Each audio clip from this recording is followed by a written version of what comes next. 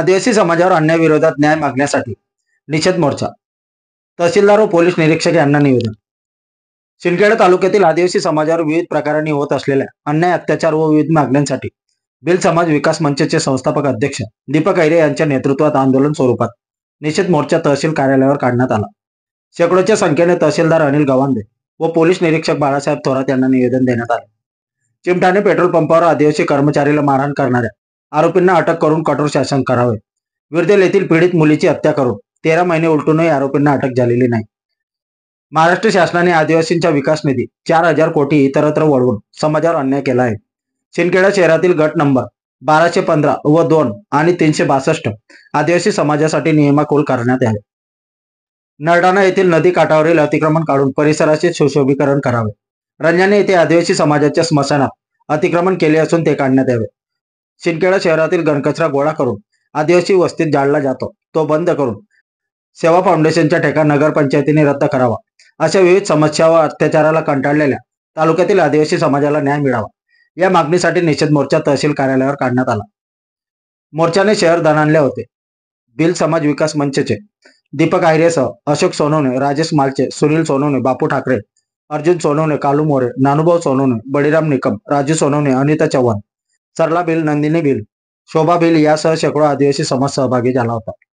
मोर्चास वंचित बहुजन आघाडीचे जिल्हा उपाध्यक्ष राहुल पाटोळे, शिवसेना उपजिल्हाध्यक्ष प्रमुख शानाभाऊ सोनवणे, विक्की खाटिक सह अनेक पदाधिकारी यांनी पाठिंबा दिला. आत्मदहनाचा देण्यात आला इशारा.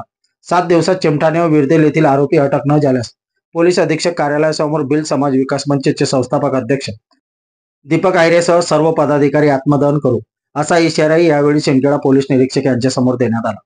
आपल्या परिवर्तन 24 न्यूज साठी योगेश खैरनार, नंदुरबार जिल्हा ग्रामीण प्रतिनिधी.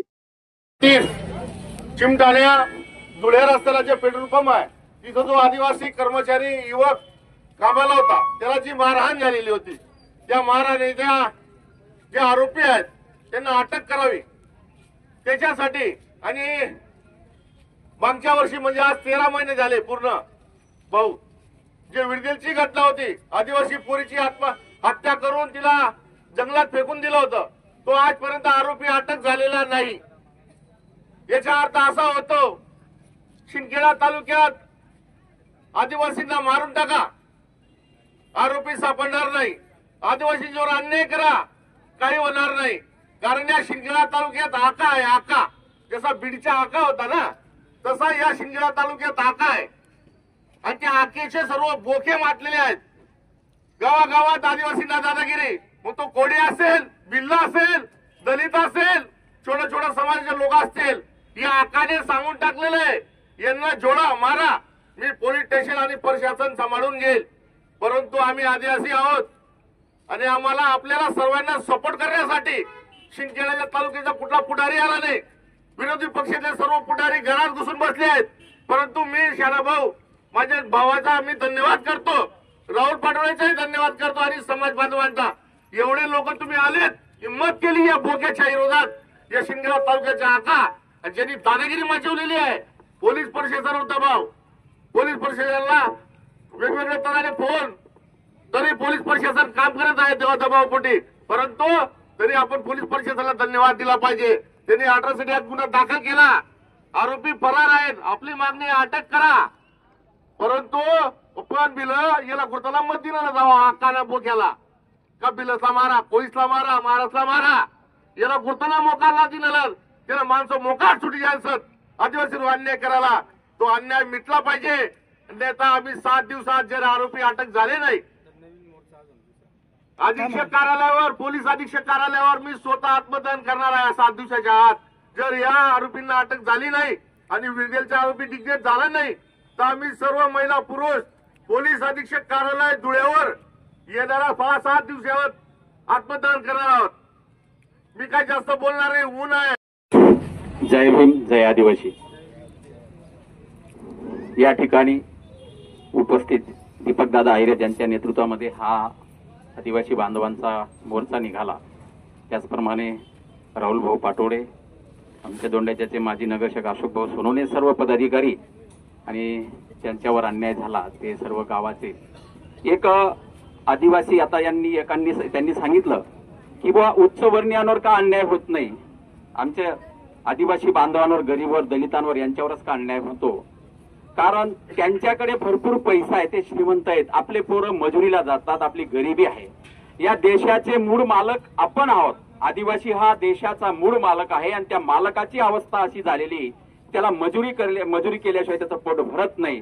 याचा अर्थ 10-15 वर्षापासून हे जे सरकार या ठिकाणी आलेलं आहे ते आदिवासींपर्यंत योजना पोहोचवायला सक्षम नाही. उलट आमच्या आदिवासी बांधवांच्या जो निधी आहे 4,000 कोटी तो इतरत्र वळवला. तर असा अत्याचार, असा अन्याय होतोय. आणि दीपक दादा, आम्ही निवडणुकीच्या वेळेस तुम्हाला सगळ्यांना सांगत होतो की यांना मतदान करू नका, हे नालायक आहेत, हे आपल्या विचारांचे नाही आहेत, यांना आपली कदर नाही, गरिबांची कदर नाहीये. तुम्ही अधिवेशन बघताय, त्या ठिकाणी आदिवासींचे प्रश्न नाही, दलितांचे नाही, गरिबांचे नाही, शेतमजुरांचे नाही, शेतकऱ्यांचे नाही.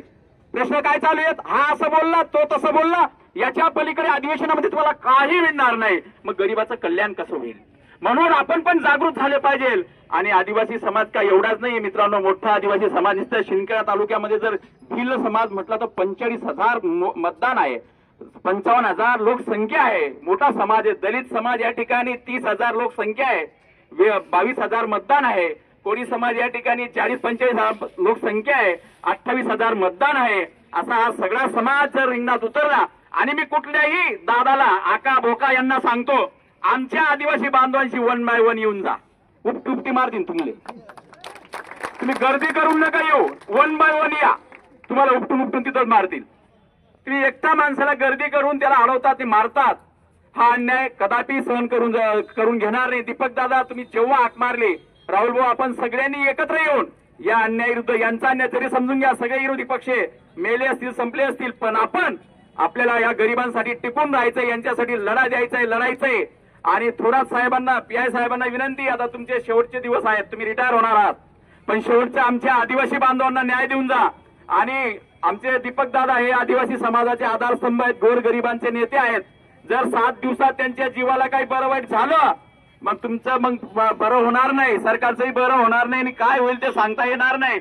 म्हणून 7 दिवसाच्या आत हे जे कोण आरोपी असतील, आका बोका, यांना अटक झालीच पाहिजे. नुसती अटकच नाही, त्यांच्या चामड्या निघायला पाहिजे. आमच्या गरीब माणसावर, गरीब आदिवासीवर जो अन्याय केलेला आहे त्याचा आम्हाला थोडा समाधान वाटलं पाहिजे. अशा पद्धतीने जर आपण कारवाई केली तर पुढचं होणारं आंदोलन आमचं थांबू शकेल. अन्यथा दीपक दादांच्या सोबत आम्ही सगळेजण त्या आंदोलनामध्ये सहभागी होऊ, एवढं बोलतो.